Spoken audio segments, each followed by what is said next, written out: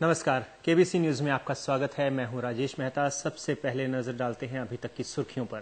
केंद्रीय मंत्रिमंडल आज 2G स्पेक्ट्रम मामले में कर सकता है मूल्य निर्धारण। उच्चतम न्यायालय ने 1999 BMW हिट एंड रन मामले में संजीव की सजा रखी बरकरार, नंदा पर 50 लाख रुपए का जुर्माना। टीम अन्ना आज करेगी अपना अनशन खत्म।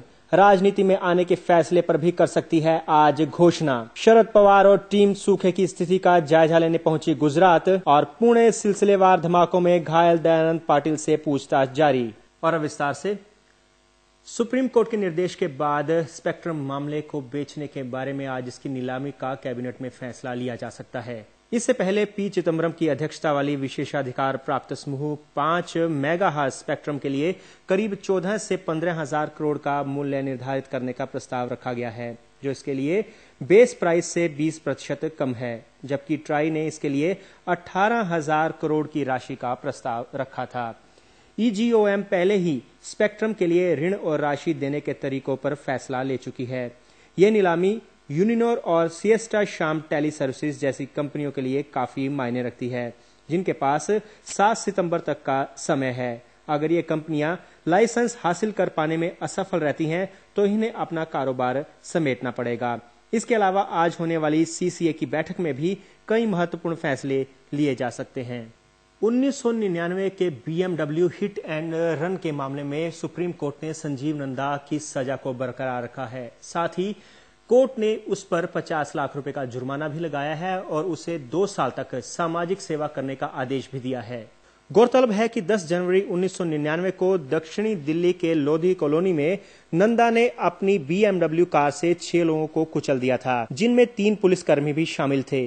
सितंबर 2008 में ट्रायल कोर्ट ने नंदा को दोषी मानते हुए 5 साल की सजा सुनाई थी, लेकिन हाई कोर्ट ने सजा को घटाकर 2 साल का कर दिया था। इसके खिलाफ दिल्ली पुलिस ने सुप्रीम कोर्ट में संजीव नंदा को 10 साल की सजा देने की अपील की थी। पूर्व सेनाध्यक्ष SM नंदा का पोता संजीव नंदा पहले ही 2 साल की सजा काट चुका है और फिलहाल जेल से बाहर है। इस मामले में सुप्रीम कोर्ट नंदा के अलावा 3 अन्य को सबूतों को नष्ट करने का दोषी ठहरा चुकी है। भ्रष्टाचार के मुद्दे पर टीम अन्ना आज अपना अनिश्चितकालीन अनशन खत्म कर सकती है। आज शाम को इस अनशन को खत्म करने के साथ ही राजनीतिक फैसले के बारे में भी वो घोषणा कर सकती है। अन्ना हजारे ने कल कहा था कि वे अपनी टीम द्वारा देश को एक बेहतर राजनीतिक विकल्प देने के पक्ष में है। उन्होंने कहा कि संसद में अच्छी छवि वाले लोगों को लाना बेहद जरूरी है। हजारे ने जंतर मंतर पर मौजूद अपने समर्थकों से कहा कि 2014 के चुनाव में अभी 2 साल और बचे हैं और उन्हें अगले 1.5 साल में पूरे देश में लोगों के पास जाकर मताधिकार के प्रति उन्हें जागरूक करना है। हालांकि उन्होंने ये भी स्पष्ट किया कि वो खुद चुनाव नहीं लड़ेंगे। सूचना और प्रसारण मंत्री अंबिका सोनी ने टीम अन्ना पर वार करते हुए कहा है कि पहले से ही निश्चित था कि टीम अन्ना राजनीति से प्रेरित है। पहले से ही कहते थे कि इनका ये राजनीति से ज्यादा प्रेरित लगते हैं। अभी से नहीं, पहले मतलब भी जब ये लोग धरने पर बैठे थे तो अच्छा है, जो नीयत है वो स्पष्ट रूप से लोगों के सामने आ जाए। और ये भी हमारी तरफ से कई दफा कहा गया कि अगर आप इस पूरी व्यवस्था के खिलाफ हैं तो फिर आप खुद राजनीति में आकर व्यवस्था बदलने का प्रयास करें। राजनीति में आएंगे, राजनीति की जो मजबूरियां हैं, राजनीति के जो फर्ज और दायित्व हैं, वो भी सब समझेंगे।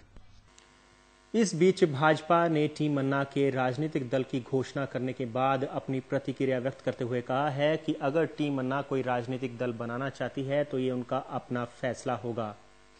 साथ ही उन्होंने कहा कि देश के संविधान में हर व्यक्ति को चुनाव लड़ने का अधिकार है और इस बारे में आगे जो भी निर्णय लेना होगा वो टीम अन्ना लेगी।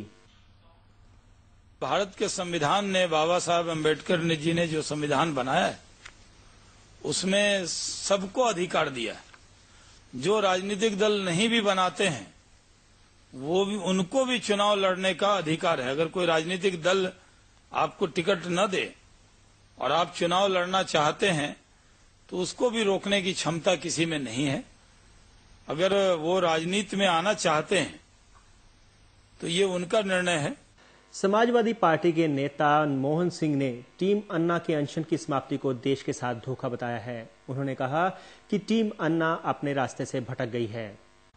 देश में सरकार के विरुद्ध मजबूत मुहिम खड़ी हो रही थी। उस मुहिम को धोखा देकर राजनीतिक पार्टी बनाना मैं ऐसा समझता हूँ भ्रष्टाचार विरोधी आंदोलन के विरुद्ध एक जबरदस्त धोखा है।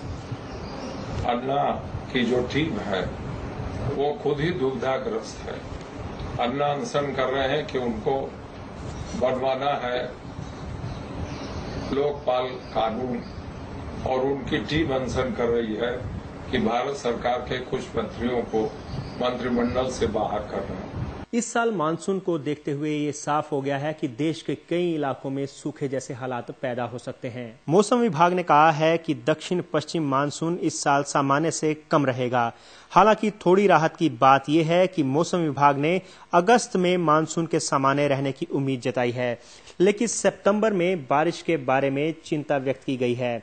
मानसून के इस साल 50 साल के औसत के मुकाबले 90% रहने की आशंका जताई गई है। गौरतलब है कि देश के कई राज्य देर से आए मानसून के बाद मानसून की लुकाछिपी के चलते कृषि के मोर्चे पर चुनौतियों का मुकाबला कर रहे हैं।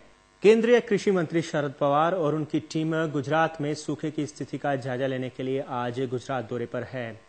शरद पवार और केंद्रीय ग्रामीण विकास मंत्री जयराम रमेश ने इस बारे में गुजरात के मुख्यमंत्री नरेंद्र मोदी से मुलाकात की। ये टीम सूखा प्रभावित इलाकों में जाकर इस समस्या से निपटने के लिए राज्यों को मदद देने संबंधी मुद्दों पर बात कर रही है।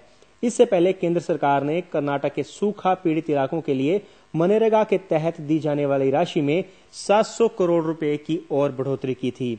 साथ ही सरकार ने इन इलाकों को मनरेगा के तहत साल में 100 दिन के रोजगार की बजाय 150 दिन काम करने की सहमति जताई है।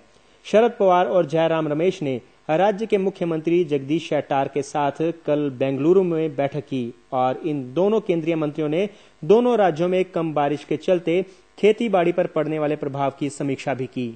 पुणे में हुए सिलसिलेवार बम धमाकों में पहली फोरेंसिक जांच में ये बात स्पष्ट हो गई है कि इस धमाके में कलाई घड़ी का इस्तेमाल किया गया था।